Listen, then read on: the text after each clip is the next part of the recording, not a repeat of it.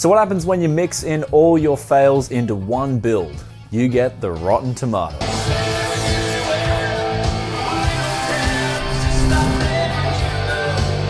Welcome back to Tech Yes City. This is Brian coming to you guys today with a video on a project that sort of has one fail in one area and then another fail in another area and then another fail in another area, and we mix it in for one gaming PC, which is by far some of the worst value for money that I've done to date. However, it can still play games and it still does show decent performance. So with that being said, let's get on with the prices of these parts, then we'll get on with the cleanse, the build, and then the benchmarks.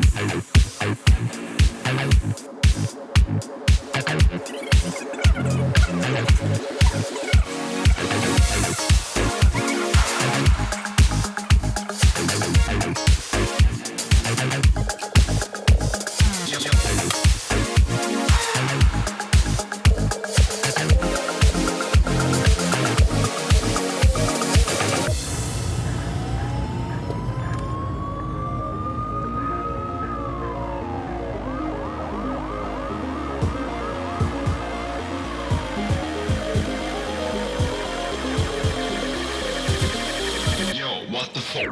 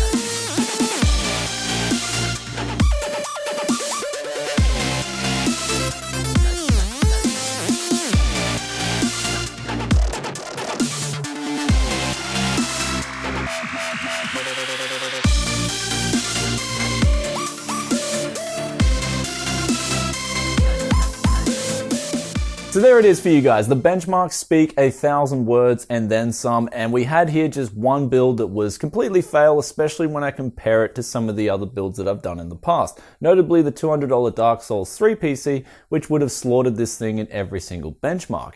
Notably GTA 5 as well. Now one thing about this benchmark and one thing about this rig is that I couldn't overclock it as much as I'd like to. Because when I started overclocking it, I started getting into problems and I spent hours and hours going, what could it be? Is it the motherboard? Is it the CPU? And I realized that it was actually the memory. I had been sold 800 megahertz memory that was actually 667 megahertz memory. And now on this platform, it is crucial that you get some good memory, especially if you want to overclock this platform. And what that meant was that I could only overclock this thing around 10% now, which meant that the overclocks were severely limited on this platform. Though the problems didn't stop there, the motherboard itself had severely limited options when it came to overclocking, especially on that FSB termination voltage and also on the North Bridge voltage. I was surprised, I was like, what happened here? But also, not only that, the first DIMM slot wouldn't recognize more than 1 gigabyte of memory. So I kind of had this problem where we only had 7 gigabytes of usable memory. And yes, I did try re-cleaning that DIMM slot, tried putting in different memory, tried switching over memory, even stuff that wasn't the eBay stuff, and it just wouldn't recognize over 1 gigabyte, which is kind of unfortunate. And then we had the water loop, which was mediocre at best. I mean, a good air cooler on the CPU would give you exactly the same results. And if I was buying a used air cooler like I have done with a lot of my builds, I would have got much better price performance. The GPU, however, did sport some decent temperatures there with this water cooling loop. And I'm kind of glad that that was the area where it kind of gave a big advantage, even though I was limited by the 6970 in that it wouldn't go past 950 megahertz without crashing. However, in hindsight, I'm actually really glad I did this build because I got to throw in all the fail together to make something that actually still works. And even though it doesn't play the latest titles at the best frame rates, it still plays some of those really popular titles to date at decent frame rates. So I'm happy with that, though I would have loved to have overclocked this thing, especially to higher levels, to see how it would perform in those latest titles. And I am confident that it could play GTA 5 better with lower settings and higher overclocks. Though, we'll save that to another day when I get a LGA 77 CPU in again and a better motherboard and definitely some better memory in. Though ultimately in the future when you're telling your kids those epic tales of how you built those gaming PCs that were just awesome value for money, this is that PC that just gets locked in the shed and you never tell anyone about it. It's the one that got away. So anyway guys, if you enjoyed the $220 Rotten Tomato, then you know what to do. Drop a comment in the comment section below and I'll get back to you as soon as I can. And if you like this video, then be sure to hit that like button and I'll catch you in the next tech video very soon. Peace out for now. Bye.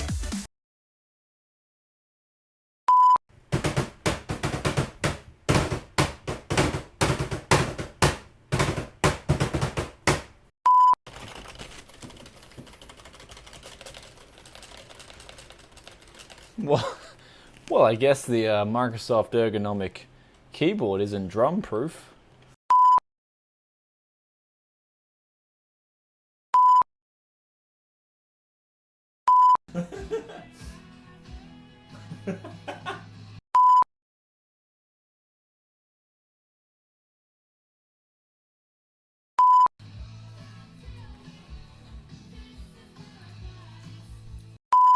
Rock on!